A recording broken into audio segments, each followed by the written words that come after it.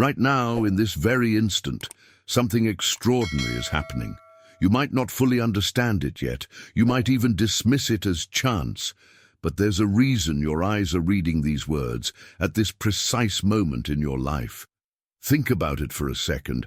Out of millions of videos, countless distractions, infinite possibilities scattered across the digital universe, you're here. Not yesterday, not tomorrow, but right now. And that timing? That's what we call divine synchronicity. The universe's way of orchestrating moments that seem random but are actually perfectly designed. Have you ever felt like the universe was trying to tell you something, like invisible forces were aligning behind the scenes to bring you to a specific moment for a reason you couldn't quite explain? That feeling you're experiencing right now, that subtle pull that brought you here, that inexplicable sense that this isn't just another random video you stumbled upon. What if I told you that it's not a coincidence at all? Has this ever happened to you? You think about someone you haven't spoken to in years, and within hours they reach out to you. You need an answer to a problem that's been consuming your thoughts, and suddenly a conversation, a song, or yes, even a video like this one appears with exactly the insight you needed. Most people brush these moments off as mere coincidence, as the brain playing tricks, as statistical probability. But what if these moments are actually breadcrumbs? What if they're the universe's way of confirming that you're exactly where you need to be, learning exactly what you need to learn, right when you need to learn it? But before we begin, please hit the like button and let me know where in the world you're watching from today. It's always fascinating seeing who's joining us from around the world. And if you haven't already, make sure to hit that subscribe button and turn on the notification bell so you don't miss any of our future videos. Now, here's what most people don't realize about these synchronistic moments. They're not just pleasant surprises or interesting anecdotes to share at dinner parties. They're actually signals, markers on a path that your soul has been walking long before your conscious mind caught up. You see, there are inflection points in every person's life, those invisible thresholds where everything changes, where who you were yesterday begins to dissolve and who you're becoming tomorrow starts to take shape. And right now, whether you fully recognize it or not, you're standing at one of those thresholds. Stay with me until the end, because what you're about to discover might completely shift how you understand not just coincidence, but your entire relationship with reality itself. That restless feeling you've been carrying, that sense that something significant is brewing just beneath the surface of your everyday life, that intuitive whisper telling you that change is coming. None of that is random. Your intuition isn't paranoid or overactive. It's actually the most honest part of you, recognizing something your logical mind hasn't quite processed yet. What you're experiencing is the universe's way of preparing you, of softening the ground before the breakthrough. And the next 24 hours, they're going to be more important than you might imagine, because transformation doesn't announce itself with trumpets and fanfare. It arrives quietly in moments like this, when you least expect it, but somehow knew it was coming all along. So the question isn't whether change is coming, it's whether you're ready to recognize it when it does, and more importantly, whether you're willing to let it transform you. Now, I want to go even deeper into this topic because what we're really talking about here goes far beyond simple self-improvement or motivational concepts. What's happening in your consciousness right now is actually an awakening to something ancient, something that's been whispered through generations, passed down through mystery schools, spiritual traditions, and quiet revelations that bypass the noise of everyday thinking. This isn't new information being downloaded into your mind. It's more like remembering something your soul already knows, but your everyday awareness had forgotten. Think of it like this. Your rational mind, the part of you that analyzes, categorizes, and tries to make sense of everything through logic alone, has been running the show for most of your life. It's The voice that asks for proof, that demands evidence, that wants everything to fit neatly into boxes it already understands. But there's another part of you, a deeper intelligence that operates beyond words and concepts, that recognizes truth, not through analysis, but through resonance. And right now, whether your logical mind is comfortable admitting it or not, that deeper part of you is vibrating with recognition. This is why certain ideas, certain moments, certain encounters feel different. They don't just inform you, they activate something. It's the difference between reading about water and actually feeling thirst being quenched. What you're experiencing isn't just intellectual understanding, it's a key turning in a lock that's been waiting for exactly this moment to open. And behind that door, an entirely different way of perceiving reality, one where synchronicity isn't the exception, but the rule, where your inner state doesn't just affect your mood, but actually shapes the experiences that show up in your life. If this resonated with you, subscribe to the channel. This is where we explore conscious creation and real transformation, and you'll want these insights showing up as you continue your journey. The hidden truth that most people never discover is that transformation doesn't happen when you accumulate enough knowledge or finally figure everything out. It happens in those rare moments when something shifts at a level deeper than thought, when your entire orientation toward life reorganizes itself around a new understanding. And here's what makes the next 24 hours so significant. You're in one of those windows right now. Not because I'm saying magical words or because this video has some special power, but because you've been building toward this moment through every decision, every experience, every quiet question you've been asking yourself when no one else was listening. Behind the scenes of your everyday awareness, there's been a process unfolding. Your consciousness has been preparing itself, even during moments when you felt stuck or confused or uncertain about which direction to take. All of those experiences weren't obstacles. They were actually part of the preparation, softening the ground, creating the conditions for something new to emerge. And now, right at this inflection point, you're being presented with a choice that's not about doing something different, but about being different, about operating from a place inside yourself that isn't driven by fear or scarcity or the constant need to prove something. What changes in the next 24 hours won't necessarily be dramatic or visible to others. It probably won't be a lottery win or a sudden relationship appearing out of nowhere or an instant solution to a practical problem. The transformation is more subtle and somehow more powerful than that. It's a shift in the frequency you're operating on, a recalibration of the lens through which you interpret everything. And once that shift happens, once you start seeing from this new vantage point, you can't unsee it.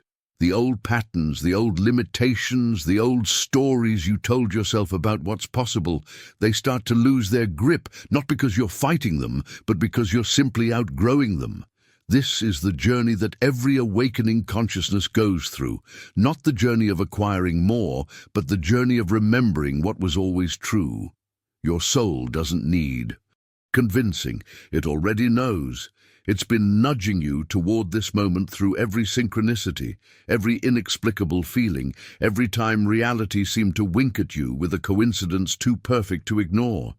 Write in the comments, "I recognize this moment," if something in these words is resonating with that deeper part of you that knows we're talking about something real. Now, I want to show you something that might completely shift how you understand the mechanics of your daily reality. Every single moment, whether you're aware of it or not, you're broadcasting a signal, not in the metaphorical sense, but in a very real, energetic sense. Your thoughts, your emotions, your beliefs about yourself and the world, all of these create a specific frequency that radiates outward from you constantly. And here's where it gets fascinating. That frequency acts like a tuning fork, resonating with and attracting experiences, people, and circumstances that match its vibration. This isn't mystical theory or wishful thinking. It's actually how the universe operates at its most fundamental level. When you're vibrating at the frequency of possibility and openness, you notice opportunities that were always there but somehow invisible before. When you're vibrating at the frequency of lack or fear, you seem to encounter situation after situation that confirms those very feelings. It's not that the universe is punishing or rewarding you, it's simply responding to the signal you're transmitting, like a perfect mirror reflecting back exactly what you're putting out. Think about the last time something inexplicable happened in your life. Maybe you were struggling with a decision, turning it over in your mind for days, and then someone you barely know mentioned something in passing that gave you the exact clarity you needed. Or perhaps you were thinking about an old friend, someone you hadn't spoken to in months or even years, and within hours they reached out to you, completely unprompted. Has this ever happened to you? Most people experience these moments regularly, but dismiss them as random chance, as the mind playing tricks, as statistical flukes that don't mean anything significant. But what if these moments aren't flukes at all? What if they're actually evidence of something far more profound? A hidden intelligence operating behind the scenes of your everyday awareness, orchestrating connections and timing with a precision that defies logical explanation. When you understand that you're not separate from the world around you, but actually in constant energetic dialogue with it, these synchronicities stop seeming like curious accidents and start revealing themselves as the natural consequence of how reality actually works. The impact of truly grasping this goes beyond intellectual understanding. It changes your entire relationship with uncertainty and control. You start to realize that you don't have to force everything to happen through sheer willpower alone. Instead, there's a dance happening between your inner state and outer circumstances. And when you learn to align your frequency with what you genuinely desire, not from a place of desperate need, but from a place of natural resonance, things begin to flow with a kind of effortless precision that would have seemed impossible before. This is why two people can take the exact same actions, follow the exact same strategies, and get completely different results. It's not about who works harder or who has better luck. It's about the frequency they're operating from. One person might be taking action from anxiety and scarcity, constantly checking and second-guessing, gripping tightly to outcomes because they're terrified of loss. Another person takes the same actions, but from a place of trust and alignment, knowing that the right doors will open at the right time and that frequency difference creates entirely different results. The hidden truth that most people miss is that your frequency isn't just determined by your conscious thoughts. In fact, your conscious thoughts are often the least influential part of the equation. It's the deeper currents running beneath, your unconscious beliefs, your emotional patterns, the stories you've been telling yourself for so long that they've become invisible to you. These are what truly set your vibrational tone. And this is exactly why simple, positive thinking doesn't work for most people. You can affirm abundance all day long, but if underneath those affirmations there's a deeper belief that you're not worthy or that good things don't happen to people like you, that deeper frequency is what the universe responds to. The transformation journey we're talking about isn't about adding more techniques or learning more strategies. It's about becoming aware of the frequency you're actually broadcasting and then learning how to shift it from the inside out. And here's the beautiful part. You don't need to figure out every step in advance. You just need to align your inner state, and the outer world begins reorganizing itself in response, sometimes in ways that seem almost magical, but are actually just natural laws you're finally working with instead of against. Write in the comments, "I'm ready to shift my frequency," if you're beginning to see how this principle has been operating in your life all along, even when you didn't have words for it. Now, let me reveal something that might feel both comforting and challenging at the same time. The fact that you're here, absorbing these words right now, isn't just fortunate timing or algorithmic chance. It's confirmation of something that's been brewing beneath the surface of your awareness for longer than you might realize. Your soul has been preparing for this moment, slowly building the internal capacity to receive what you're about to understand, even while your conscious mind was busy with the day-to-day details of survival and routine. There's a principle at work here that ancient wisdom traditions understood deeply. You don't encounter teachings or revelations before you're ready for them. Not because some external force is gatekeeping access, but because consciousness itself expands in stages, like a flower opening petal by petal. You can't force a bud to bloom before its time, and you can't absorb truth that's beyond your current capacity to hold. But when the timing is right, when the internal soil has been prepared through all your experiences, struggles, questions, and quiet moments of wondering if there's more to life than what you've been living, that's when the doors open, seemingly on their own. This is what's happening for you right now. These aren't just words on a screen. They're echoes of something much greater, reverberations of a truth that your spirit recognizes even if your rational mind is still trying to catch up. And that recognition you're feeling, that sense of resonance or familiarity with ideas you've never consciously encountered before, that's your soul confirming that yes, you're ready for this quantum leap in understanding, in perception, in how you navigate reality itself. But here's what I need you to understand, and this is where many people stumble because they want transformation to feel good all the time. The universe operates on perfect timing, and it never delivers lessons or opportunities that you're fundamentally unprepared to handle. However, being prepared doesn't mean the process will be comfortable. In fact, authentic transformation is almost never comfortable, at least not at first, because something has to die for something new to be born. If something shifted inside you during this video, hit that like button. It helps this message reach others who need to hear it right now. Think about it. When a caterpillar transforms into a butterfly, it doesn't just grow wings and fly away. It goes through a complete dissolution inside that chrysalis, literally, liquefying before reorganizing into an entirely different form. The old structure has to break down completely for the new one to emerge. And in your life, in your consciousness, the same principle applies. The old ways of thinking, the familiar patterns you've been running on autopilot, the beliefs that have shaped your decisions for years, these need to release their grip before something new can take root. This is why, during the next 24 hours and beyond, you might experience moments of discomfort, confusion, or even resistance. Parts of you that have felt safe in the known, even if the known was limiting, will naturally want to pull you back toward familiar territory. You might find yourself doubting what you're feeling, questioning whether this shift is real or just temporary enthusiasm that will fade by tomorrow.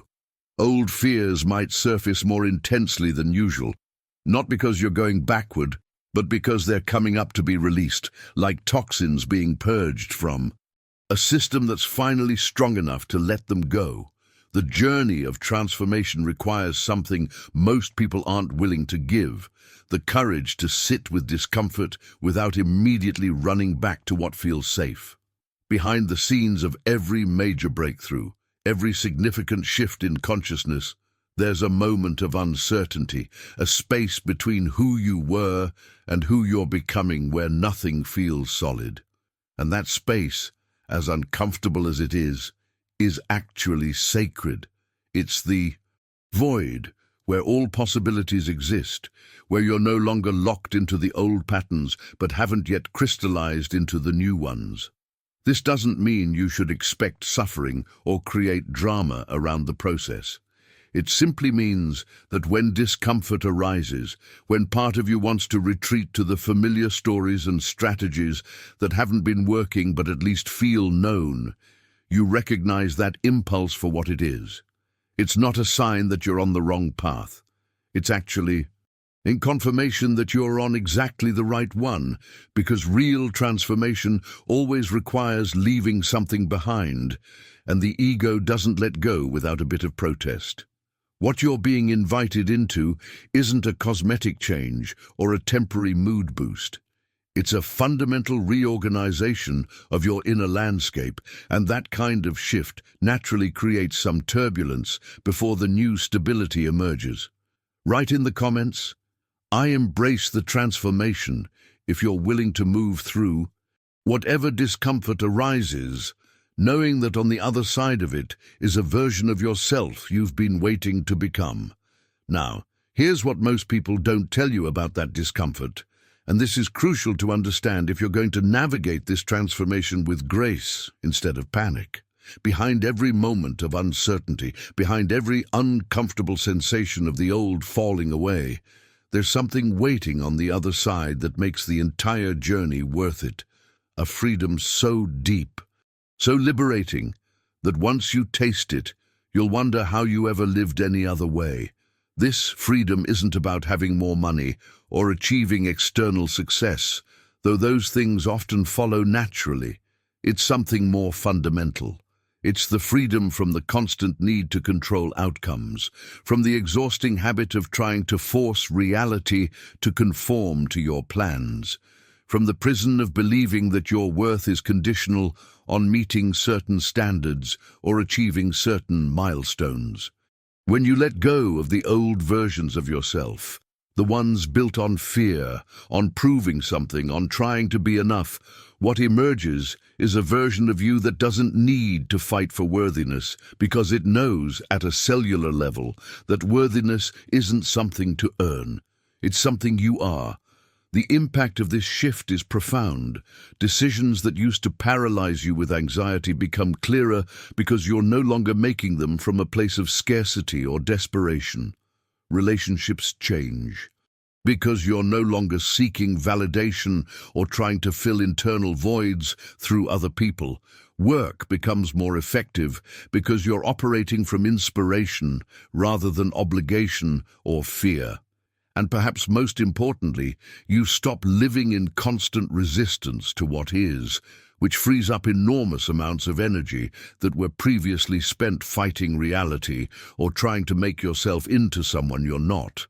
This is when you start noticing something that might have puzzled you before, how certain people seem to move through life with an ease that defies explanation. You know the ones I'm talking about. They're not necessarily working harder than everyone else.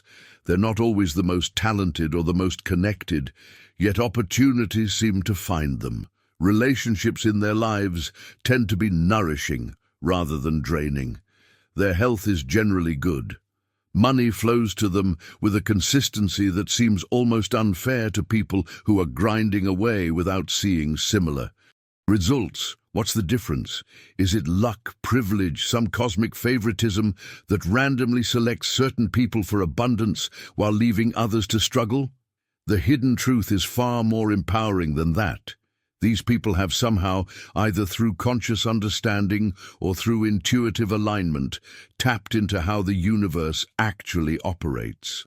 They've discovered that abundance, in all its forms, isn't something you chase or force into existence through sheer effort. It's something that flows naturally when you remove the internal blocks that have been damming up the stream. Behind the scenes of what looks like effortless success is usually a person who has learned to operate from a different frequency, not the frequency of lack, where you're constantly worried about not having enough, not being enough, not doing enough, not the frequency of struggle, where you believe that if something isn't hard, it doesn't count, but the frequency of alignment, where your actions emerge from a place of inner clarity rather than external pressure, where you trust that the right people, resources, and opportunities will appear when needed, and where you're not gripping so tightly to specific outcomes that you block alternative pathways that might be even better than what you originally imagined. This might sound too simple or too good to be true, especially if you've been taught that life requires constant struggle and sacrifice. But consider this. What if the struggle itself is the block? What if the very mindset that tells you everything must be difficult is precisely what's making everything difficult? When you shift from efforting to allowing, from forcing to flowing, you're not becoming passive or lazy. You're actually becoming more effective because you're working with universal principles rather than against them, aligning your internal state with the outcomes you desire rather than creating resistance through constant worry and control. The journey from struggle to flow doesn't happen overnight, but it begins with a simple recognition that the way you've been approaching life, the patterns you've been running, might not be the only way. And in that recognition, in that tiny crack of possibility, transformation begins to seep in like light through a doorway you didn't know was there. Write in the comments, "I choose flow over force," if you're ready to experiment with a different way of creating results in your life. One that doesn't require you to sacrifice your peace for your progress. Now, I want to reveal something that changes everything once you truly understand it. Just as gravity operates whether you believe in it or not, whether you understand the physics behind it or not, there are invisible laws governing how your reality unfolds that are equally consistent, equally real, and equally indifferent to your awareness of them. You don't need to believe in gravity for an object to fall when you release it. And you don't need to believe in these deeper principles for them to be shaping your experience every single moment of every single day. The difference is that gravity is obvious. You can see its effects immediately and universally. But these other laws, the ones governing manifestation, attraction, consciousness, and creation itself, they operate more subtly beneath the surface of what most people pay attention to. Yet, they're no less powerful. In fact, they're arguably more powerful because they determine not just what happens in the physical world, but how you interpret it, what meaning you assign to it, and therefore what you create next based on that interpretation. Your soul already knows these principles, not in an intellectual way, not as concepts to study and memorize, but as lived truths woven into the fabric of your being. This is why certain ideas resonate so deeply when you encounter them, not because they're new information being added to your knowledge base, but because they're reminders of what you've always known at a level deeper than conscious thought. The challenge isn't learning these laws from scratch. It's remembering them, stripping away the layers of conditioning and false beliefs that have obscured what was always true. For thousands of years, this understanding has been preserved and transmitted through lineages of teachers, through mystery schools, through spiritual traditions that recognize something crucial. Not everyone who hears truth can receive it. Not because some people are better or more deserving than others, but because consciousness expands in stages. Certain revelations require a foundation of understanding and awareness to land properly. Without that foundation, they either get dismissed as nonsense, misunderstood and twisted into something they're not, or worse, used in ways that create more harm than healing. This is why ancient wisdom was often protected, not out of elitism or secrecy for its own sake, but out of recognition that timing matters. A seed planted in winter won't grow no matter how perfect the seed is. It needs the right conditions, the right season, the right soil. Similarly, consciousness needs to reach a certain maturity before it can hold and integrate truths that would overwhelm or confuse it at earlier stages. Think of it like trying to explain color to someone who has only ever seen in black and white, or trying to convey the experience of love to someone who has never felt it. The words exist, the concepts can be described, but the actual knowing requires direct experience and a readiness to perceive what was previously invisible. The hidden truth about this ancestral knowledge is that it was never meant to be locked away forever. It was being preserved, protected through the ages, waiting for a time when collective consciousness would be ready to receive it more widely. And that time is now. Not because humanity has suddenly become perfect or enlightened, but because we've reached a threshold where enough people are asking the right questions, experiencing enough dissatisfaction with surface-level answers, and sensing that there must be more to existence than what conventional wisdom offers. Behind the scenes of human history, there have always been individuals who understood these principles and lived from them, creating what appeared to others as miraculous results, but what were actually just natural consequences of operating in alignment with how reality works. They didn't have superhuman powers or special privileges from the universe. They simply understood the mechanics of consciousness and creation in a way that most people didn't, and they applied that understanding consistently. What you're encountering right now, in this moment, is part of that ancient stream of wisdom finding its way to you because you've reached a point in your journey where you're ready for it. Not perfectly ready, not without doubts or questions, but ready enough. And that's all that's required. Not perfection, but willingness, not complete understanding, but openness to the possibility that there are principles operating in your life that you haven't fully grasped yet, and that grasping them could change absolutely everything about how you experience reality and what becomes possible for you. Write in the comments, "I remember," if something in this feels familiar, like you're being reminded of truth you already knew but had temporarily forgotten. Now, let me share something with you that might feel both validating and slightly overwhelming. The simple fact that you've made it this far, that you're still here absorbing these ideas instead of clicking away to something more immediately gratifying or superficially entertaining, tells me something important about where you are in your journey. You're ready. Not in some distant future when you've finally figured everything out or when your life is perfectly organized. You're ready right now, in this exact moment, with all your uncertainties and questions and imperfections intact. Your conscious mind might be throwing up objections, questioning whether this is real or just another fleeting inspiration that will fade by next week.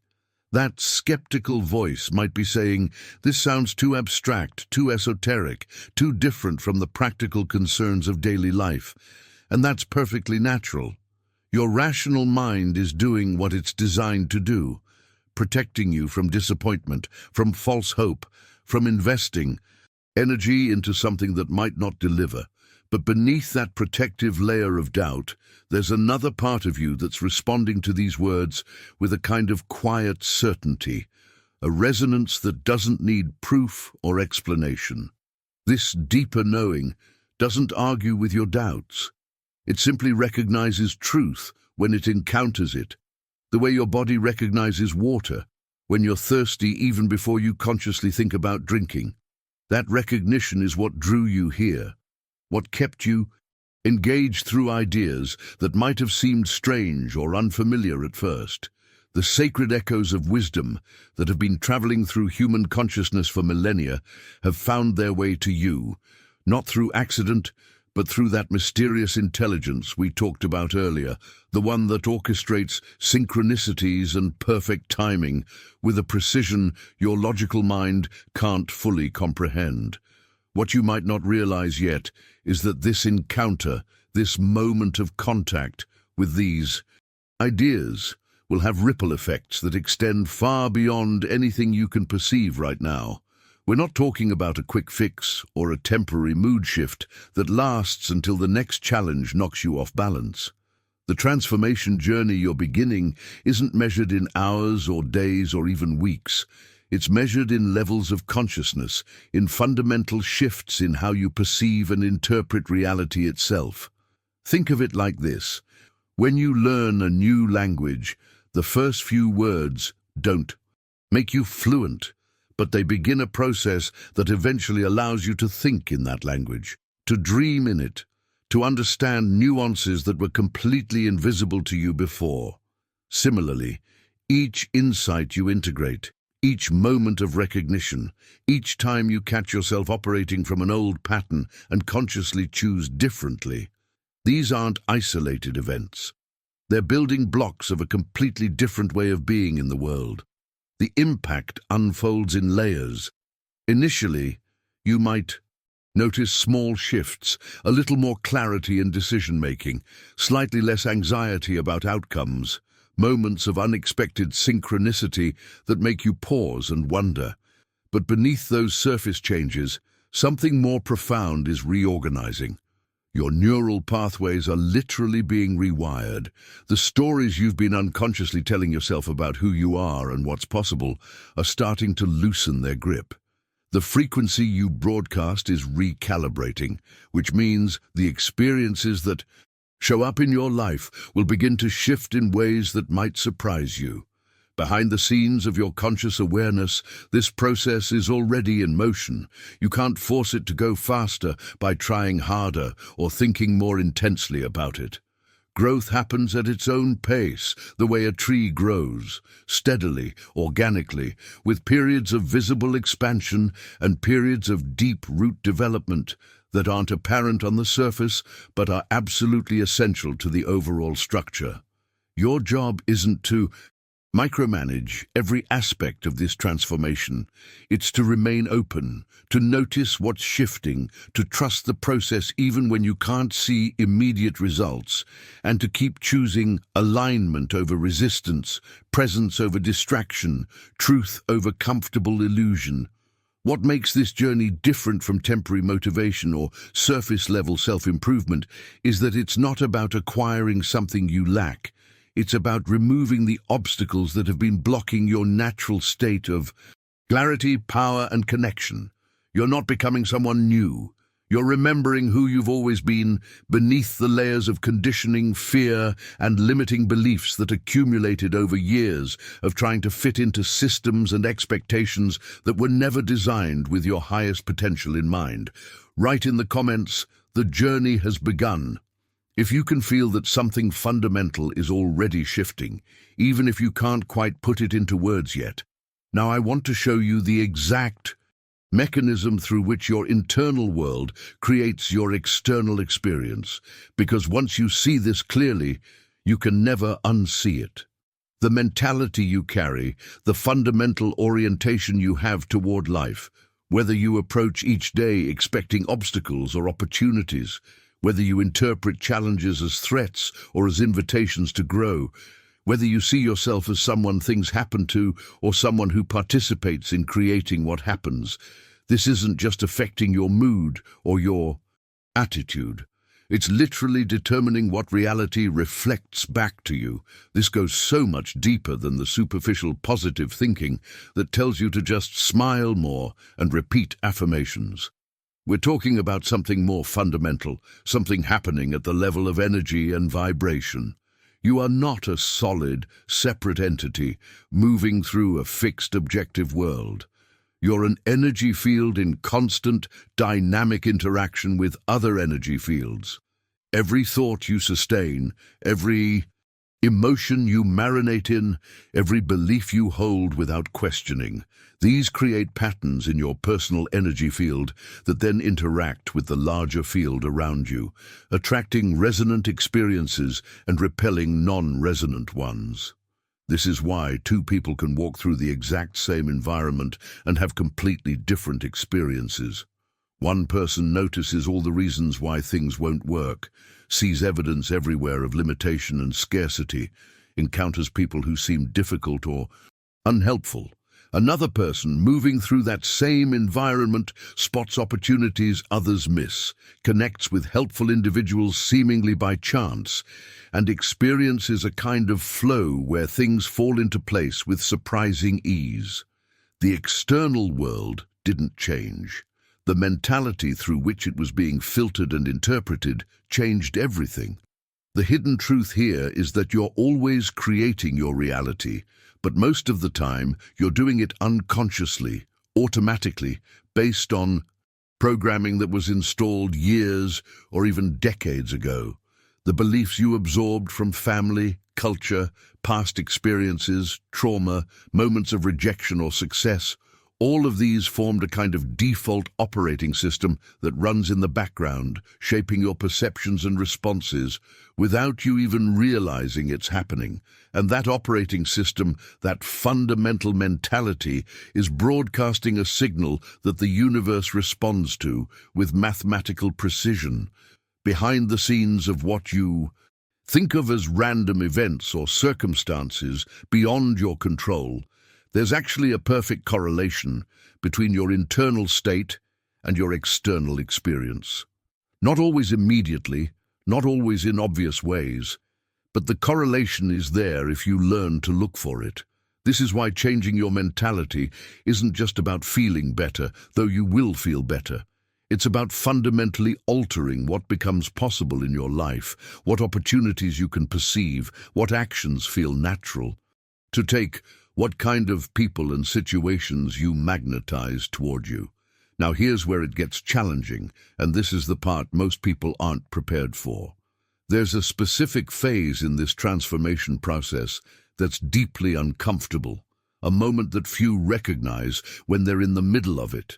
It's that exact point where your old mentality, your old way of being, is dissolving, but the new one hasn't fully stabilized yet. You're in between identities. The old comfort zone no longer fits, but the new territory still feels unfamiliar and uncertain. Nothing feels solid. You might question everything, doubt whether any of this is real, wonder if you've made a mistake by even beginning this journey. This in-between space is where most people panic and retreat. They interpret the discomfort as evidence that something's wrong, that they should go back to what was familiar, even if what was familiar wasn't actually serving them. But here's what they don't understand. This uncomfortable transition zone is actually where the greatest creative potential exists. When you're no longer locked into old patterns but haven't yet crystallized into new ones, there's a fluidity, an openness to possibility that doesn't exist when you're firmly identified with any particular way of being. It's like the moment just before dawn, when it's darkest, when you might wonder if the sun will ever rise again. But that darkness isn't the end. It's the transition. The old day has ended. The new one hasn't fully begun, and in that liminal space, anything is possible. This is where transformation actually happens, not in the planning or the intention setting, but in the willingness to stay present through the uncertainty, to trust that something is reorganizing even when you can't see the full picture yet. Write in the comments, "I'm in the transition," if you recognize yourself in this uncomfortable but powerful in-between space where everything is shifting beneath the surface. Now let me tell you what's really happening during this transition phase, because understanding this changes how you navigate it. What you're experiencing isn't just a shift in perspective or a new way of thinking about things. This is a fundamental awakening to your true nature as a conscious creator of your own experience. Not creator in some abstract, metaphysical sense that sounds nice, but doesn't mean much practically. I'm talking about recognizing at a visceral level that you are actively participating in the construction of your reality moment by moment, whether you're aware of it or not. This awakening doesn't come from the surface of your mind, from the part of you that learns new concepts and files them away as interesting information. It emerges from the very center of your being, from a depth that doesn't speak in words, but in knowing. It's the difference between intellectually understanding that you have influence over your life and actually feeling in your bones that your consciousness is the primary creative force shaping what you experience. And once you feel that, once it becomes real rather than theoretical, everything changes because you can no longer pretend to be a passive observer of circumstances beyond your control. Here's what makes this recognition so powerful and, frankly, so rare. Most people move through their entire lives on complete autopilot, operating from unconscious programming that was installed before they were old enough. to question it. They wake up, follow routines, react to whatever happens during the day, form opinions based on whatever information they're exposed to, make decisions driven by fear or desire or social conditioning, and then go to sleep, only to repeat the same patterns tomorrow. It's not their fault. This is simply what happens when you're never taught that you have any other option. These autopilot patterns turn people into reactive mechanisms rather than conscious creators. Something happens externally, and they respond mechanically based on their conditioning. Someone treats them poorly, and they automatically feel victimized. An opportunity appears, and they automatically doubt whether they're qualified. A challenge arises, and they automatically assume it's evidence that life is hard or unfair. The stimulus changes, but the mechanical response pattern remains the same year after year, creating a life that feels like it's happening to them rather than being created by them. The hidden truth that most people never discover is that they're not actually victims of their circumstances, even when it genuinely feels that way. They're co-creating those circumstances through the constant broadcast of their unconscious beliefs, their habitual emotional states, their repetitive thought patterns that they've stopped even noticing because they've become background noise. Every sustained thought is a creative act. Every emotion you marinate in is shaping your vibrational signature. Every belief you hold without examining it is filtering what you perceive as possible or impossible, available or unavailable to you. Behind the scenes of what appears to be an objective reality happening independently of your participation, there's actually a collaborative process. Your consciousness and the larger field of consciousness are in constant dialogue, though most people aren't aware enough to recognize the conversation. You project expectations, beliefs, and emotional frequencies outward, and reality responds by reflecting back experiences that match those projections. It's not punishment or reward. It's simply how the system works, as impersonal and consistent as any natural law. This is why blaming circumstances or other people for the state of your life, while it might feel temporarily satisfying, actually keeps you powerless. As long as you believe your experience is determined by forces outside yourself, you have no leverage to change it. But the moment you recognize that you're an active participant, that your consciousness is constantly creating through its habitual patterns, that's when power returns to you, not power over others or power to force outcomes, but power to consciously choose what you're broadcasting, what you're aligning with, what you're inviting into your experience. The journey from autopilot to conscious creation isn't about never having another unconscious moment or never reacting from old patterns. It's about developing the awareness to catch yourself when you're slipping into mechanical responses and making a different choice in that moment. Each time you do that, each time you interrupt an automatic pattern and consciously choose something else, you're strengthening a different neural pathway, establishing a new default setting, training yourself to operate from presence rather than programming. Write in the comments, "I am the creator," if you're beginning to feel the weight and the freedom of recognizing your role in shaping your own experience moment by moment. Now, I want to reveal something that might completely shift how you see your past and your future.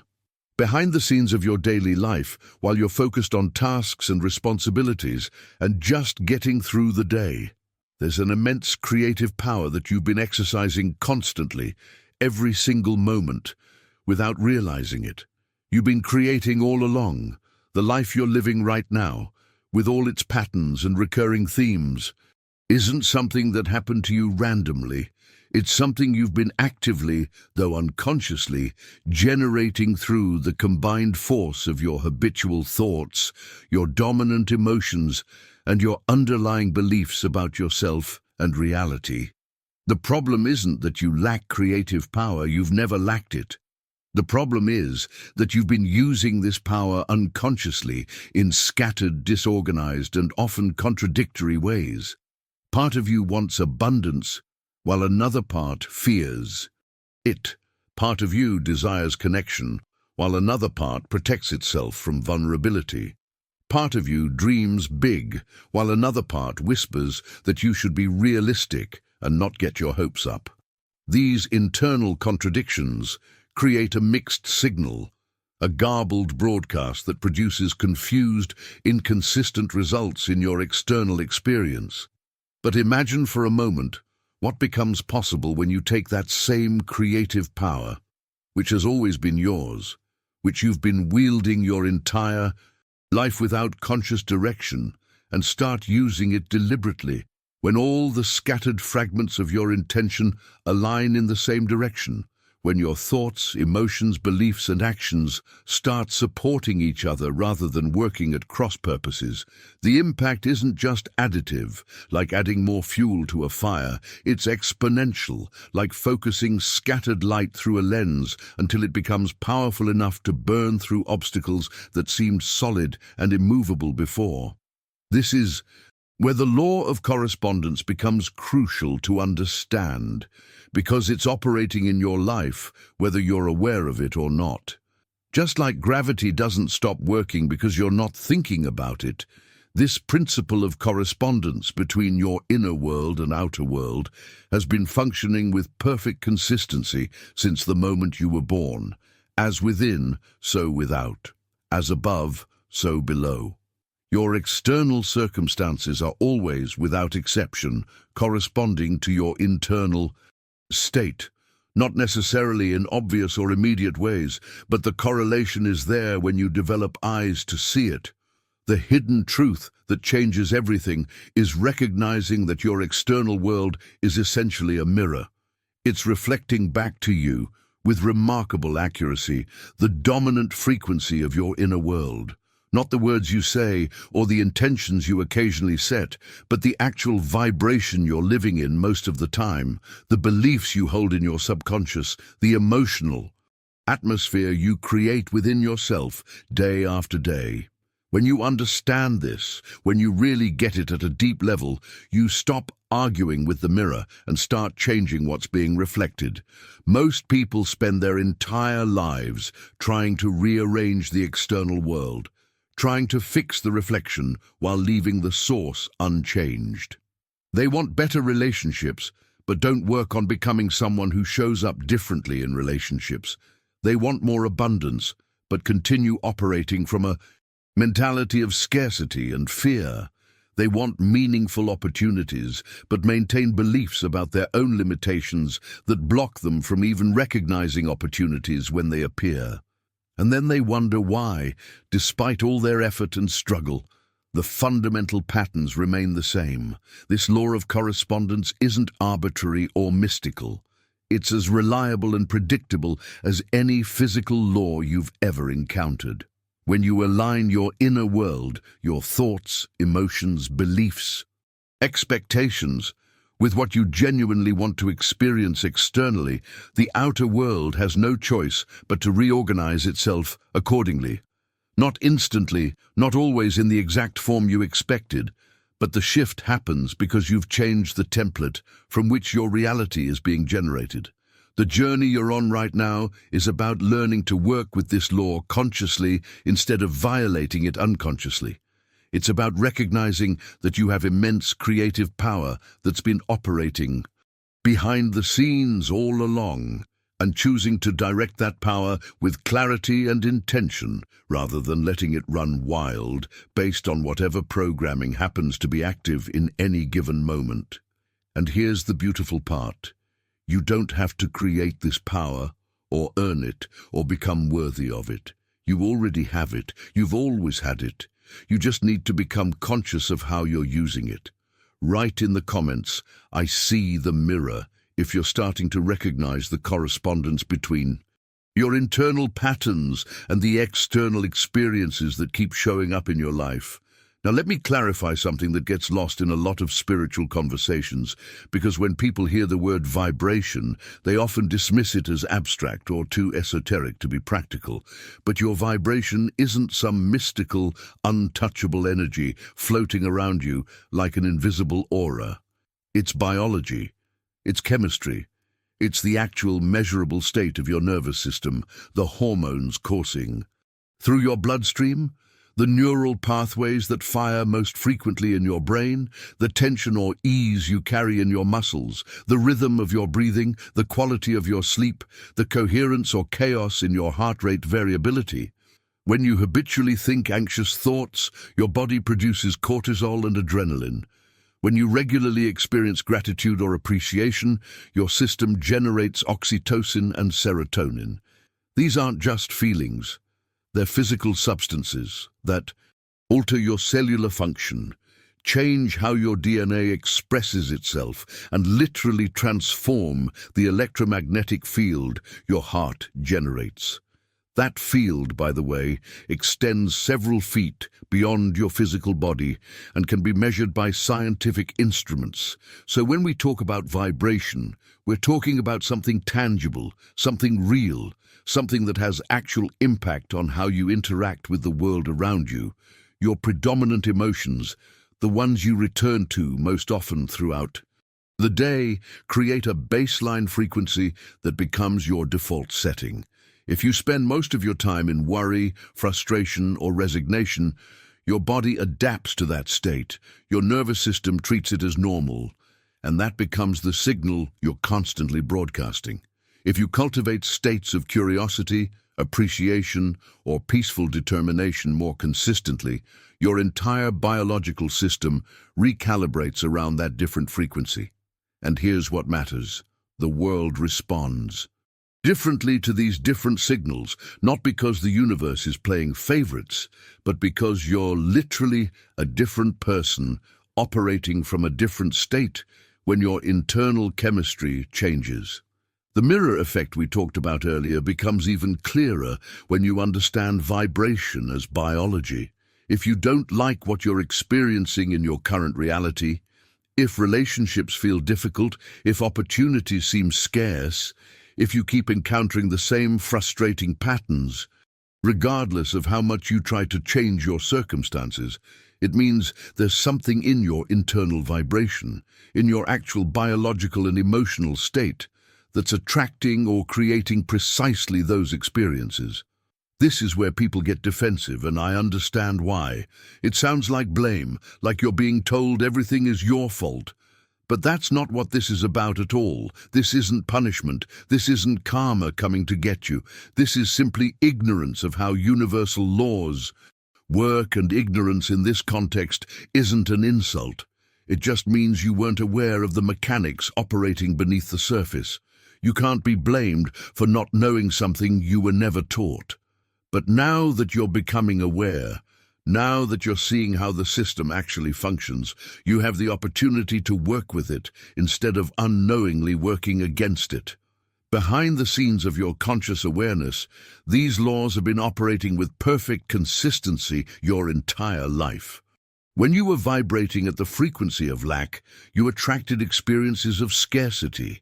When you were vibrating at the frequency of unworthiness, you encountered situations that seemed to confirm that belief. When you operated from fear, you magnetized more things to be afraid of. Not because you deserved punishment, but because the universe is a matching system. It brings you experiences that correspond to your dominant frequency, whether that frequency serves you or not. The empowering part of this understanding is realizing that if your vibration created the current reality you're experiencing, then changing your vibration can create a different reality. You're not stuck with whatever you've been experiencing. You're not doomed to repeat the same patterns forever. The moment you shift your internal state, your habitual thoughts, your emotional baseline, your fundamental beliefs about yourself and what's possible, you begin broadcasting a different signal, and different experiences start showing up in response. This is why trying to change your life by only manipulating external circumstances is so exhausting and ultimately ineffective. You might temporarily rearrange things on the outside, but if your internal vibration remains the same, you'll recreate similar patterns in new forms. The relationship ends, but the next one has the same dynamic. The job changes, but the same frustrations emerge. The location shifts, but you bring the same inner state with you. The only lasting change comes from shifting what you're broadcasting from the inside and then watching as the external world reorganizes itself to match that new frequency. Write in the comments, "I change my signal," if you're ready to take responsibility not as blame, but as power. The power to shift your internal state and watch your external reality transform in response. Now, here's where everything we've discussed converges into something powerfully practical. Once you discover the keys to transforming your vibration, once you genuinely understand the real mechanisms of how to recreate your reality from its deepest foundations, something remarkable happens. Power returns to your hands. Not power in the sense of control or dominance, but power in its truest form. The ability to consciously influence what you experience, to participate actively in the creation of your life, rather than simply reacting to whatever circumstances present themselves. You become the conscious architect of your own experience. And that's not a metaphor or motivational language. It's a description of what actually happens when you shift from unconscious creation to deliberate creation. Architects don't leave buildings to chance. They work with blueprints. They understand structural principles. They know which materials serve which purposes. Similarly, when you understand the principles we've been exploring, vibration, correspondence, the mirror effect, the creative power of consciousness, you stop building your life haphazardly and start designing it with intention. The impact of this shift extends far beyond just feeling more optimistic or having a better attitude. What happens is so profound that it literally reconfigures your nervous system at a biological level. Neuroscience has shown us that the brain is far more plastic, far more adaptable than we once believed. Every time you think a thought, a specific neural pathway lights up. When you think that same thought repeatedly, that pathway strengthens, becomes more efficient, fires more easily. This is why habits, both mental and behavioral, become automatic over time. The neural pathways associated with them become so strong that they activate with minimal conscious effort. But here's the exciting part. Just as neural pathways strengthen with repetition, they also weaken with disuse. When you start consciously choosing different thoughts, different interpretations, different emotional responses to situations, you're not just changing your mental habits, you're physically rewiring your brain. New connections form between neurons that weren't previously linked. Regions of your brain that might have been underutilized start activating more regularly. The very structure of your nervous system begins reorganizing itself around these new patterns. This neural reconfiguration changes everything about how you operate in the world. Decisions that used to paralyze you with uncertainty start flowing more naturally because you're accessing different parts of your brain, thinking from a different place. Situations that would have triggered automatic stress responses begin generating calmer, more creative responses instead, because your nervous system has developed new pathways that bypass the old reactive patterns. You literally become a different person at a neurological level, not through force or willpower alone, but through consistent practice of aligning with the principles we've been discussing. Behind the scenes of your conscious awareness, this rewiring process is happening every time you catch an old pattern and choose differently. Every time you notice yourself slipping into scarcity, thinking and consciously shift to appreciation for what you have. Every time you interrupt a fear-based reaction and pause to respond from a place of centered clarity instead. Every time you replace a limiting belief with a more expansive possibility. These aren't just nice mental exercises, they're physical acts of neural reconstruction that accumulate over time into fundamental transformation. The journey from unconscious reactor to conscious creator isn't about achieving perfection or never having another limiting thought. It's about building new neural infrastructure that gives you more options, more flexibility, more capacity to respond rather than react. The old pathways don't disappear immediately. They've been reinforced over years or decades, so they still have momentum. But as you consistently activate the new pathways, as you practice thinking and feeling and choosing differently, the balance shifts. The new patterns become stronger, more automatic, more natural, while the old ones gradually weaken from lack of use. What makes this process so powerful is that it's self-reinforcing. As your nervous system reconfigures, you start experiencing different results in your life because you're literally showing up as a different person. Those different results then reinforce the new neural pathways, making them even stronger. You're creating an upward spiral where internal change produces external change, which supports more internal change, which generates more external transformation, on, building momentum that carries you into experiences you couldn't have accessed from your previous state of being. Write in the comments, "I'm rewiring," if you can feel this process beginning in yourself. Those moments when you catch old patterns and choose something new, knowing that each choice is physically changing who you're becoming.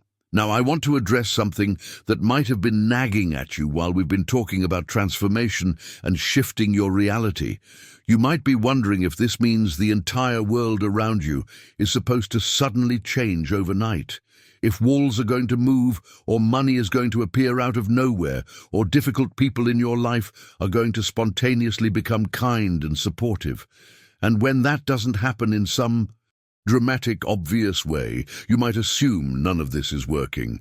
But that's not how this works, and understanding the actual mechanism is crucial. The world itself doesn't magically transform in response to your internal shift. What transforms is you, and when you change at a fundamental level, your entire experience of the world changes along with you. It's like you've been wearing a red filter over your eyes your entire life, so everything you see has a reddish tint to it, and you've come to believe that's just how the world looks. Then one day, someone removes that filter, and suddenly you can see blues and greens and yellows and purples that were always there but were completely invisible to you before. The opportunities were always present, the helpful people were always around, the solutions to your problems were always available, but you couldn't perceive them because your filter, your beliefs, your expectations, your habitual way of interpreting reality was screening them out. Your nervous system was trained to notice and focus on certain things while completely ignoring others.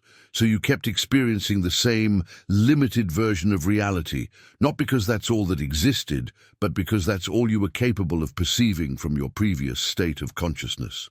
When you shift internally, when your vibration changes and your neural pathways reorganize, you don't create new opportunities out of nothing. You become capable of recognizing opportunities that were invisible to you before.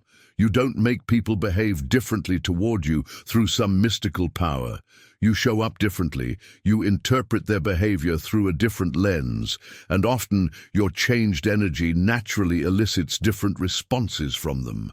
The external world provides new feedback because you're interacting with it from a different place. Here's the beautiful part that makes all of this practical and accessible. This transformation journey doesn't require you to abandon your current life, quit your job, leave your relationships, or retreat to some monastery in the mountains to meditate in silence for years. That's the old paradigm, the idea that spiritual growth requires separating yourself from the world. What we're talking about is something far more integrated, far more applicable to the life you're actually living right now. This is internal alchemy, transformation happening from the inside out while you continue moving through your daily routine. You still go to work, but you bring a different quality of presence to it. You still interact with family and friends, but you're relating from a different place within yourself. You still face challenges and obstacles, but you're interpreting them through a different framework. The external circumstances might look similar on the surface, but your relationship to those circumstances has fundamentally shifted, and that shift changes everything about how you navigate them. The impact of understanding this is that you stop waiting for your life to be perfect before you can begin the transformation process. You don't need ideal conditions. You don't need to have everything figured out first. The messy, imperfect, challenging life you're living right now is actually the perfect laboratory for this work. Every difficult conversation is an opportunity to practice responding rather than reacting. Every moment of uncertainty is a chance to choose trust over fear. Every old pattern that surfaces is an invitation to recognize it and choose differently this time. Behind the scenes of your ordinary daily activities, extraordinary transformation can be happening. While you're washing dishes or sitting in traffic or dealing with a challenging coworker or figuring out what to make for dinner, you can be simultaneously rewiring your nervous system, shifting your vibrational frequency, practicing new ways of being that accumulate over time into fundamental change. The mundane and the sacred aren't separate, they're happening simultaneously, and learning to hold both at once is part of the mastery. This is why some people can spend years in meditation retreats and return to their lives unchanged at a fundamental level, while others transform dramatically without ever leaving their regular routines. It's not about the external conditions or the specific practices you adopt. It's about the quality of awareness you bring to each moment, the willingness to stay conscious when unconsciousness would be easier, the commitment to choosing alignment even when old patterns are pulling you back toward familiar territory. Write in the comments, transformation is now. If you're realizing that you don't need to wait for perfect conditions or escape your current life to begin this journey, it's happening right here, right now, in the midst of whatever you're dealing with today. Now, I want to show you one of the most paradoxical aspects of how reality actually works, something that frustrates people endlessly until they understand the mechanism behind it. Have you ever noticed how the answers you desperately searched for during weeks or even months of obsessive thinking, researching, analyzing every possible angle, how those answers suddenly appear the moment you finally stop looking? You exhaust yourself trying to figure something out, turning it over in your mind constantly, losing sleep over it, and getting nowhere. Then you surrender. You let it go. You decide to take a break from the whole thing, and boom, the answer shows up seemingly out of nowhere, often through the most unexpected channel. This isn't random. It's not the universe playing games with you or testing your patience. What's happening is that your obsessed, tense, controlling mind was actually blocking the very channel through which the answer could reach you. Think of it like trying to hear a whisper while you're shouting. The whisper is there, consistent and clear, but your own noise is drowning it out. When you finally quiet down, when you release that tight grip of desperate need to know, the signal can finally get through. Your intuition, your connection to that larger intelligence we talked about earlier, operates on a frequency that requires a certain amount of inner stillness and receptivity to access. When you're in that frantic, grasping state of mind, when you're gripped by anxiety about finding the answer, your nervous system is flooded with stress hormones, your brain is locked into a narrow, survival-oriented focus, and you literally cannot perceive the broader field of information that's available to you. The answer might be sitting right in front of you, but you're too contracted, too tunnel-visioned to see it. This is why the practice of letting go isn't about giving up or becoming passive. It's about creating the internal conditions that allow insight to emerge. It's about trusting that the intelligence operating behind the scenes of your conscious awareness has access to information and connections that your limited rational mind doesn't. When you stop trying to force solutions through sheer mental effort and instead create space for them to arise naturally, you're working with the system instead of fighting against it. The same principle applies to the people who enter your life at exactly the right moment. Think about those individuals who showed up precisely when you most needed them.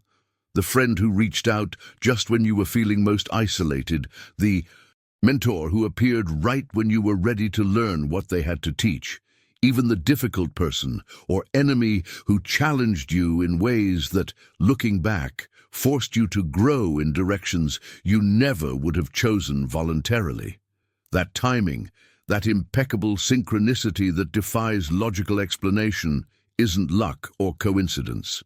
It's what I call cosmic causality, the evidence of an organizing intelligence that's orchestrating connections and encounters according to patterns your conscious mind can't track. You might meet someone at a coffee shop, and that casual conversation leads to an opportunity that changes your career. You might have a conflict with someone that forces you to develop boundaries you desperately needed, but were too afraid to set. You might cross paths with someone who becomes central to your life's journey, and when you look back at all the tiny decisions and timing that had to align for that meeting to happen, it becomes clear that something beyond random chance was at work. Behind the scenes of what appears to be a chaotic, unpredictable world, there's actually an exquisite order, a precision in how things unfold that becomes visible when you develop the awareness to recognize it. The people who need to meet you find you. The information you need to receive reaches you. The experiences required for your growth present themselves at the moment you're capable of learning from them, not before when you'd miss the lesson, and not after when it would no longer serve you. This doesn't mean you sit around waiting passively for things to happen. It means you take inspired action, you stay open and present, you trust that you're being guided even when you can't see the full picture, and you pay attention to the synchronicities that confirm you're on the right path. When someone unexpected reaches out, you respond. When an intuitive nudge tells you to take a certain route or attend a certain event, you follow it. When a door closes and another opens, you trust the redirection instead of forcing your way through the closed door. The journey we're on together is teaching you to recognize and work with these patterns rather than dismissing them as meaningless coincidence.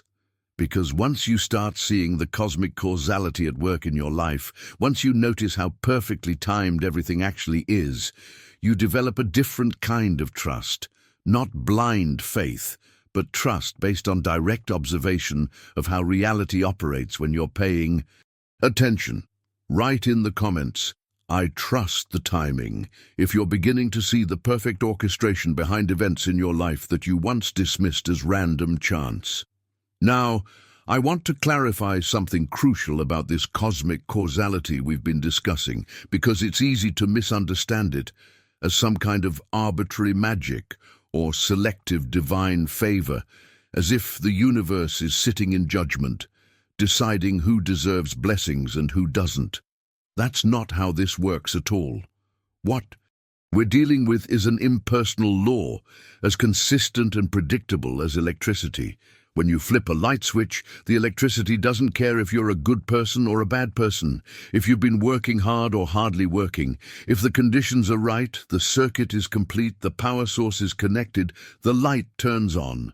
Every single time. No exceptions. The same principle applies to manifestation and creation. When you create the adequate internal conditions, when your vibration, your beliefs, your emotional state, your expectations all align in a certain frequency, the result is inevitable. The universe must respond in kind because that's how the law works. It's not personal, it's not punitive, it's simply mechanical in the purest sense. You broadcast a signal and matching experiences are attracted to you. You vibrate at a certain frequency, and circumstances resonant with that frequency show up in your reality. This is why the universe gives you what you are. Vibrationally, not what you ask for with words. You can say affirmations all day long. You can write vision boards. You can pray and beg and plead for something. But if your actual vibrational state, your true internal frequency composed of what you genuinely believe and feel most of the time, is broadcasting something different, that's what you'll receive. The words don't matter. The wishful thinking doesn't matter. What matters is the actual signal you're transmitting through your being, through your nervous system, through the electromagnetic field your heart generates, through the sum total of your conscious and unconscious mental emotional patterns. Understanding this removes so much confusion and frustration from the manifestation process. People wonder why their affirmations aren't working, why they can visualize success but keep experiencing failure, why they pray for abundance but continue struggling. It's not that the techniques are wrong or that the universe is ignoring them. It's that there's a mismatch between what they're saying and what they're actually being. And being always trumps saying, always. For centuries, spiritual masters understood this principle deeply, which is why they guarded these truths so carefully. Not because they were selfish gatekeepers hoarding knowledge, not because they wanted to maintain some kind of spiritual elite class, but because they recognized through direct experience that certain revelations can only be received when the heart is truly prepared to hold them. They knew that giving profound truth to someone whose consciousness hasn't expanded enough to integrate it responsibly isn't actually a kindness. It can create more confusion, more harm than good. The hidden wisdom here is that truth itself is neutral, but the impact of encountering truth depends entirely on the state of the person receiving it. Plant a seed in concrete, and it won't grow no matter how perfect the seed is. Plant that same seed in rich, prepared soil at the right season, and growth becomes inevitable. The masters weren't withholding the seed, they were waiting for the right soil, the right conditions, the right readiness in the student before planting something that required a certain foundation to flourish. This is why you're encountering these ideas now and not 5 years ago or 10 years from now. Your consciousness has been preparing, even through difficult experiences you might have wished to avoid. Every challenge you've faced, every question you've asked, every moment of uncertainty you've sat with, all of it has been tilling the soil, making it more receptive, more capable of receiving and actually using what you're discovering here. Behind the scenes of spiritual teachings throughout history, there's always been this understanding that timing is everything. Revealed too much too soon, and the teaching gets misunderstood, diluted, or weaponized in ways that contradict its essence.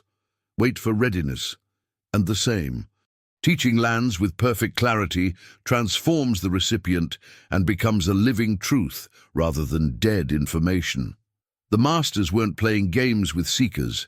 They were honoring the natural law of growth, the same law that prevents a bud from blooming before its time, because premature opening would damage the flower. What you're receiving now, in this moment, through these words, is arriving because you've reached a threshold of readiness. Not perfect readiness. No one ever achieves in that, but sufficient readiness, enough preparation, adequate soil for these seeds to take root and begin growing into something that will transform how you experience everything. Write in the comments, "My heart is prepared," if you can feel that you've been made ready for this understanding through everything you've experienced leading up to this moment. Now, I want you to understand something that might feel both exciting and slightly intimidating. Your presence here right now, the fact that you're still with me, still absorbing these words, still feeling that unmistakable resonance in your chest, that's not a casual occurrence. It's confirmation that the transformation portal is opening for you. Not tomorrow after you've had time to think about it. Not next week when your schedule is clearer, not after you've read 10 more books or taken 5 more courses or figured out all your questions. The portal is opening now, in this exact moment, as you're hearing these words. I know that might trigger some resistance. Part of you might be thinking you're not ready yet, that you need more preparation, more understanding, more of something before you can step through. But that's the old pattern talking, the one that's kept you waiting for permission, waiting for perfect conditions, waiting until you feel completely confident before taking the leap. The truth is, you'll never feel completely ready. Readiness isn't something that arrives fully formed. It's something you step into, something you claim by making the choice to move forward, even when part of you is still uncertain. This portal I'm talking about isn't a physical location you need to travel to, or some distant future moment you're working toward. It's not something external that you have to earn or qualify for. It's a shift in perception, a fundamental reorganization of how you see and interpret reality itself. And here's what makes it so accessible. This shift can happen in an instant. One moment you're seeing the world through the old lens, the old filter we talked about earlier, and the next moment something clicks, something realigns, and you're suddenly perceiving from a completely different vantage point. The effects of that perception shift unfold over time. The instant of recognition, that aha moment where everything suddenly makes sense in a new way, is just the beginning. What follows is a gradual process of integrating that new perspective into every area of your life, of allowing it to inform your decisions, your relationships, how you interpret challenges, how you respond to opportunities. The seed of transformation is planted in an instant, but the growth happens progressively, the way dawn doesn't arrive all at once but gradually transforms darkness into light. Behind the scenes of your everyday consciousness, you're actually standing at a threshold right now. On one side is the familiar territory of the life you've been living, with all its patterns and limitations and comfortable predictability. On the other side is unknown terrain, a way of being you haven't fully experienced yet, but can sense is possible. And the choice to cross that threshold isn't dramatic or ceremonial. It's simply a quiet decision to allow what's emerging in your awareness to be real, to stop dismissing it as too good to be true, to give yourself permission to trust what you're sensing, even though you can't prove it or explain it rationally. What makes this moment particularly potent is that you've been building toward it through everything we've explored together. Each insight, each recognition, each time something resonated and you felt that yes, that's true. All of it has been preparing the ground, creating the conditions for this shift to occur. You're not starting from scratch. You're arriving at a natural culmination of readiness that's been developing beneath your conscious awareness. The impact of stepping through this portal, of allowing the perception shift to happen, is that you can't go back to seeing things the old way. Once you recognize that you're a conscious creator rather than a passive victim, once you understand that your vibration is generating your experience, once you see the cosmic causality operating in perfect timing throughout your life, you can't unknow these things. They become part of your operating system, changing how you interpret everything that happens from that point forward. This is why some people describe awakening as both a blessing and a burden. It's a blessing because it liberates you from so much unnecessary suffering, from the exhausting effort of trying to control everything, from the fear that comes with believing you're at the mercy of random forces. But it can feel like a burden initially because you can no longer blame circumstances or other people for your experience. You have to take responsibility, and responsibility feels heavy until you realize it's actually the source of your power. The journey you're on isn't about reaching some final destination where you'll have it all figured out and never struggle again. It's about shifting into a different relationship with the journey itself, where challenges become interesting rather than threatening, where uncertainty becomes space for possibility rather than anxiety, where growth becomes natural rather than something you have to force.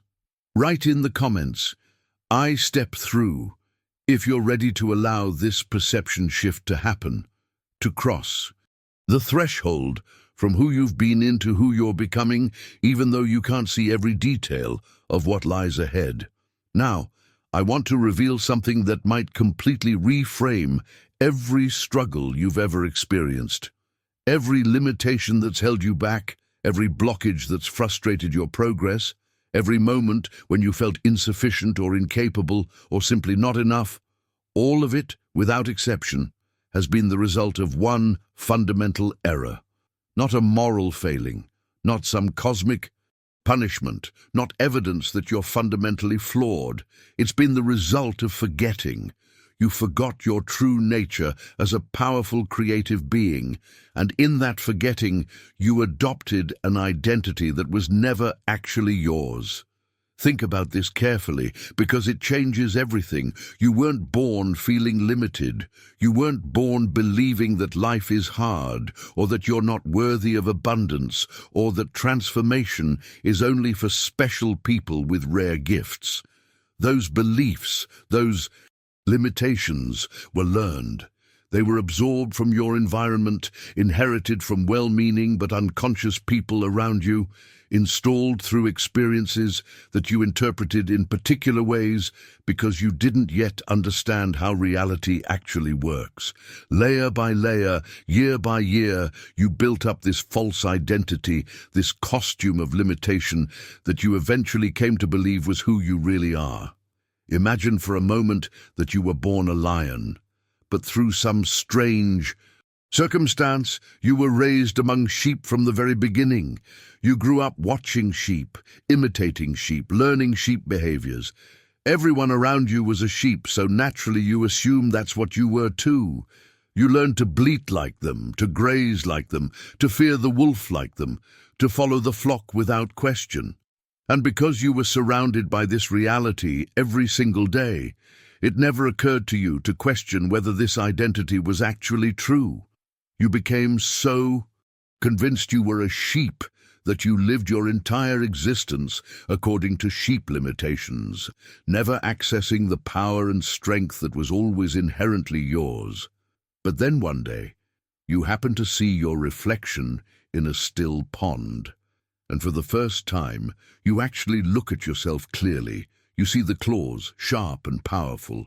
You see the fangs, designed not for grazing but for something far more formidable.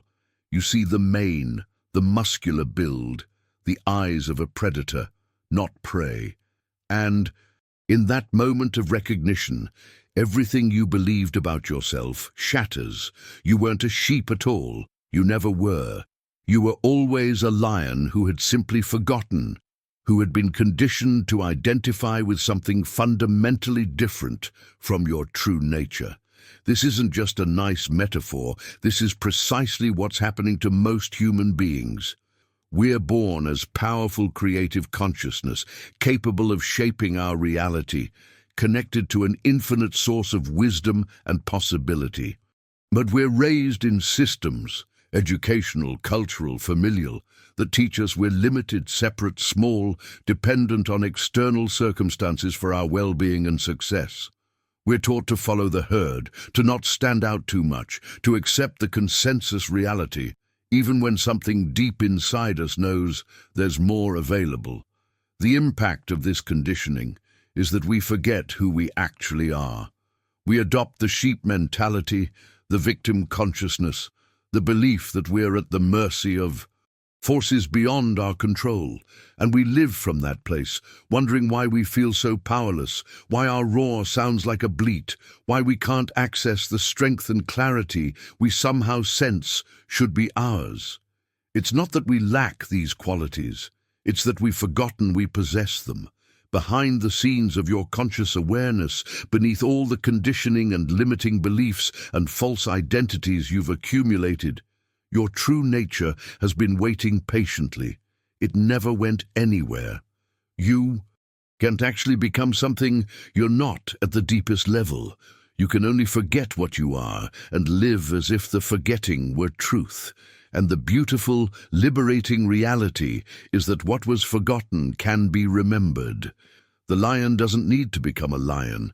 It already is one. It just needs to recognize itself, to see its true reflection clearly enough that the false identity can no longer be maintained. This is what's happening for you right now, in this process we're moving through. Together. You're not acquiring new powers or becoming someone you weren't before. You're remembering, recognizing, reclaiming what was always true but had been obscured by layers of conditioning and misidentification.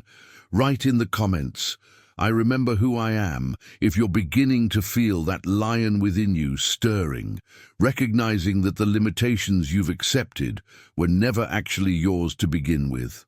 Now, I want to go deeper into how this forgetting happened on such a massive scale, because understanding the mechanism helps you see through it. What we're dealing with isn't just individual amnesia, it's a collective, multi-generational pattern of conditioning that's been reinforced through every major system that shapes human consciousness, through educational systems that reward conformity and punish original thinking, through cultural narratives that celebrate struggle and sacrifice while treating ease and flow with suspicion, through social programming that teaches you to measure your worth by external achievements rather than inherent being. All of these forces have conspired, often unconsciously, to install the same basic message. You are limited, you are separate, you are small, you are insignificant in a vast and largely indifferent universe. This wasn't done maliciously, at least not in most cases. The people teaching you these limitations genuinely believed them because they were taught the same things by people who believed them before. It's an inheritance, a forgetting passed down through generations, each one reinforcing the amnesia of the previous one. Parents who forgot their own creative power naturally raise children in that same forgetting. Teachers operating from limitation naturally teach limitation as reality. Cultures built on scarcity consciousness naturally perpetuate scarcity as the fundamental truth of existence. The impact of this systematic conditioning is profound. By the time you reach adulthood, you've heard thousands of messages about what you can't do, what isn't realistic, what's impossible for someone like you. You've absorbed the belief that you need to constantly prove yourself, constantly earn your place, constantly justify your existence through productivity and achievement. You've been taught that your value is conditional, that you must become something other than what you are before you deserve the life you actually want to live. And here's where the revelation becomes truly liberating, where everything we've been building toward converges into a truth so simple it's easy to miss, but so powerful it changes everything once you really get it. You already possess everything necessary. Not almost everything. Not most things, with a few crucial pieces missing. Everything. There is nothing you need to acquire, nothing you need to achieve, no future state you must reach before you can start creating the reality you desire. The idea that you must first become worthy, that you must earn the right to abundance or love or peace or creative power, that's the last and perhaps most insidious deception of the conditioned mind. You were born worthy, not because you did anything to earn it, but because worthiness is your natural state, the baseline condition of consciousness itself. Every spiritual tradition at its core recognizes this truth, though it gets obscured by the religious and cultural layers built on top of it. You're not trying to become something you're not. You're not trying to reach some elevated state that's currently beyond you. You're simply removing the blocks, the false beliefs, the layers of conditioning that have been obscuring what was always true. Behind the scenes of all your striving and struggling and trying to prove yourself, your true nature has been completely intact, completely whole, completely sufficient. The journey isn't about adding qualities you lack or developing capacities you don't have. It's about stripping away everything that isn't actually you. All the false identities, all the limiting beliefs, all the inherited stories about who you're supposed to be and what you're supposed to accept as your limitations. This is why spiritual traditions often talk about enlightenment as awakening rather than achieving, as remembering rather than learning, as uncovering rather than acquiring. They understood that the fundamental shift isn't about becoming more. It's about recognizing what you already are beneath everything you've been taught to believe about yourself. The mask isn't your face, the costume isn't your body, the role isn't your identity, and the limitations you've accepted as defining features of your existence are simply beliefs you can choose to release the moment you recognize they were never actually true. The transformation we're talking about happens when you stop trying to become worthy and start acting from the recognition that you already are. When you stop waiting for permission and start claiming what's yours by nature. When you stop proving and start being. And that shift, as simple as it sounds, reorganizes everything. How you make decisions, how you show up in relationships, how you pursue goals, how you interpret setbacks, how you experience each moment of your existence. Write in the comments, "I am already whole," if this truth is landing in that deep place where you can feel its reality, even if your conditioned mind is still arguing with it. Now, let me show you what happens when this understanding moves from your head to your heart, when it stops being an interesting concept and becomes a lived reality. Behind the scenes of your ordinary consciousness, beneath all the noise of daily thoughts and concerns and to-do lists, you are already complete. Not potentially complete if you work hard enough, not conditionally complete if you fix all your flaws, already complete right now, exactly as you are. You're already powerful, not in some distant future when you've mastered certain skills or overcome certain obstacles, but in this present moment. You're already the creator you've been seeking to become, because creation isn't something you do only when you reach a certain level. It's what you are, constantly, whether you're conscious of it or not. This understanding seems simple on the surface, almost too simple to be transformative. But when you truly integrate it, when it becomes the foundation from which you operate, rather than just an idea you think about, occasionally it has devastating power. Devastating to the ego structures that have kept you small, devastating to the limiting beliefs that have defined what you thought was possible, devastating to the patterns of lack and struggle that seemed so solid and unchangeable. Once you embody this truth, once you feel it in your bones, those old structures simply can't be maintained anymore. They collapse under the weight of a larger reality. The shift happens gradually and then all at once. You start making decisions from a different place. Instead of asking, "Am I good enough for this opportunity?" you start asking, "Is this opportunity aligned with who I am?" Instead of trying to prove your worth through achievement, you choose experiences that resonate with the wholeness you already feel. Instead of seeking validation from external sources, you trust the knowing that comes from within. The entire game changes because you're no longer playing from a position of deficit. You're playing from overflow, from sufficiency, from a place where you already have what you need internally, and the external world is simply a playground for expression rather than a battlefield for survival. Once you tune into this universal law governing all creation, once you genuinely align your internal frequency with the frequency of abundance, possibility, and creative power that has always been surrounding you but remained invisible because your vibration wasn't matching it, that's when you'll notice a fundamental change in your life experience. Not subtle, not gradual, fundamental. It's like suddenly being able to hear frequencies that were always playing but your equipment wasn't calibrated to receive them. The signal was there all along, broadcasting constantly, but you were tuned to a different station entirely. This alignment isn't about forcing yourself to feel positive when you don't, or pretending everything is perfect when it clearly isn't.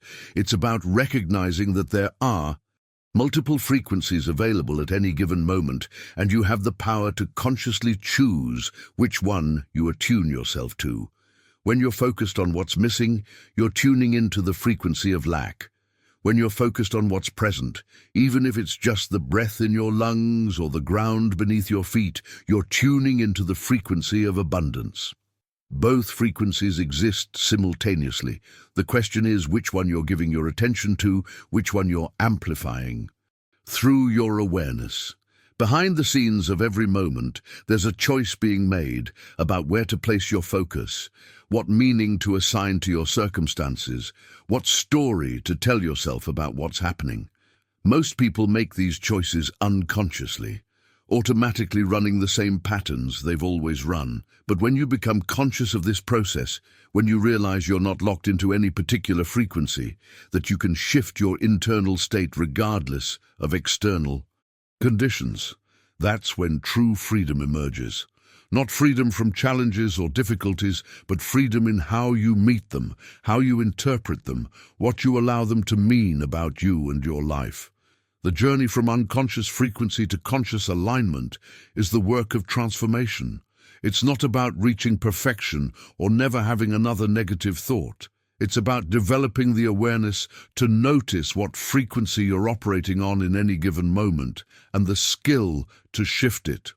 When you recognize you've drifted into patterns that don't serve you, each time you make that conscious shift, you're training your nervous system to make that frequency its new default, building new neural pathways that make the higher vibration more accessible, more natural, more automatic over time. Write in the comments, "I align with abundance," if you're beginning to feel what it's like to operate from completeness rather than lack, to tune into the frequency that's always been available, but you're only now learning to access. Now, I want to show you the most noticeable impact of this transformation, the change that will affect your daily experience more than anything else we've discussed. When you genuinely shift into this aligned frequency, when you start operating from the recognition of your inherent completeness rather than from a place of lack and struggle, you'll notice something remarkable. You no longer have to push, force, or fight against life's current the way you probably have been for years, maybe your entire life. That exhausting sensation of constantly rowing upstream, of feeling like everything requires massive effort just to make minimal progress, that chronic tension in your chest and shoulders from trying to force outcomes through sheer willpower, it dissolves. Not because life suddenly becomes easy or because challenges disappear, but because you're working with the current instead of against it. You're aligned with the natural flow of how reality operates rather than constantly battling it based on misunderstanding. Think of the difference between swimming against a river's current and swimming with it. The same amount of effort in one direction gets you nowhere and leaves you exhausted, while in the other direction, that same effort carries you forward with momentum that feels almost effortless. The river doesn't care which direction you swim, it just is what it is.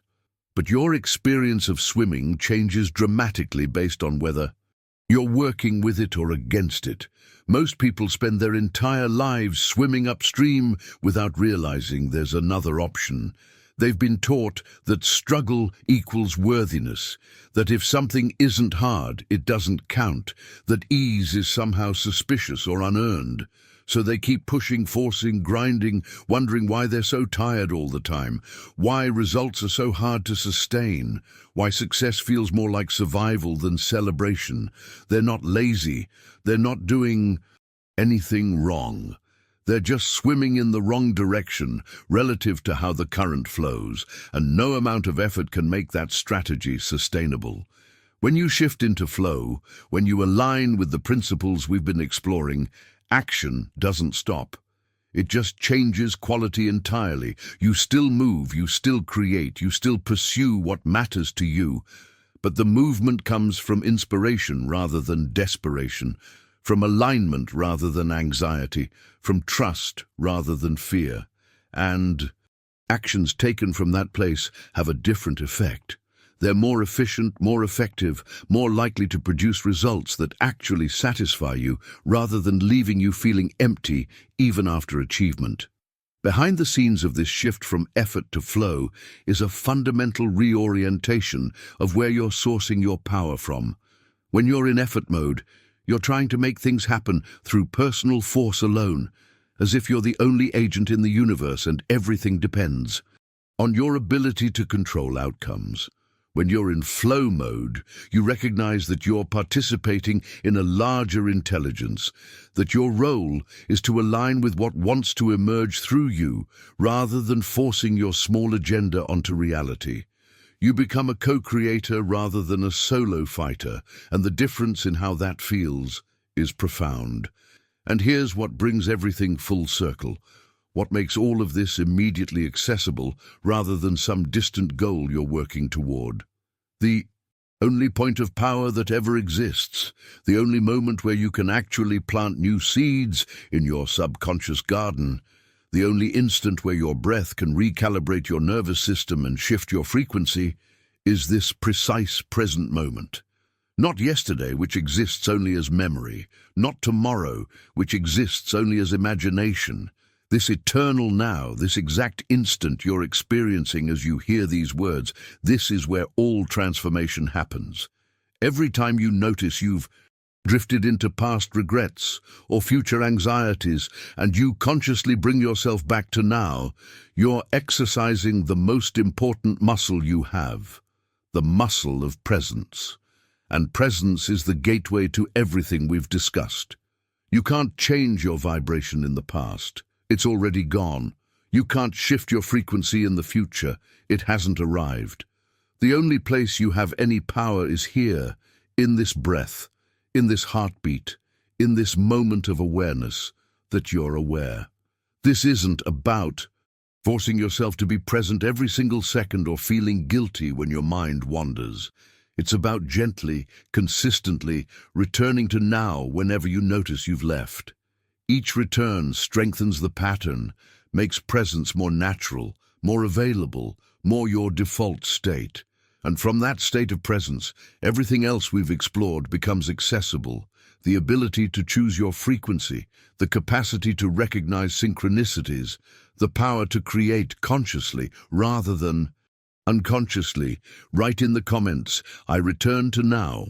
If you're feeling the power of this moment, recognizing that everything you've been seeking is available right here when you bring your full awareness to what is, rather than what was or what might be. If you've made it all the way here with me, if you've stayed present through this entire journey we've taken together, I want you to know that says something significant about where you are in your own transformation. Most people click away within the first minute, distracted by the next shiny thing. But you stayed, you listened, you allowed these ideas to land, and that tells me you're genuinely ready for what's unfolding in your life right now. This channel exists to support exactly this kind of awakening, to provide consistent reminders and deeper explorations of the principles that actually create lasting change. So if this resonated with you, if something shifted while you were here, go ahead and subscribe. Not because I need the numbers, but because you'll want these ideas showing up in your feed regularly, helping you stay aligned when the old patterns try to pull you back into familiar territory. This is the kind of content that builds on itself, that creates cumulative transformation when you engage with it consistently. And leave a comment for me. Write, "This message was meant for me." If you felt that recognition we talked about earlier, that sense that you were guided here for a reason, I read these comments. And there's something powerful about publicly declaring your readiness, about letting the universe know you're saying yes to this shift. It's a small act that carries weight. If this video served you, if it gave you something valuable, hit that like button. It helps this message reach others who are exactly where you were when you clicked on this video, searching for something they might not even be able to name yet, but will recognize when they find it.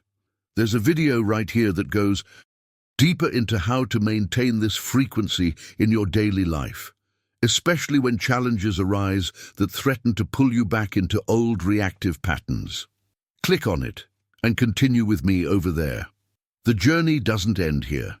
It's just beginning, and I'd love to walk the next part of it with you.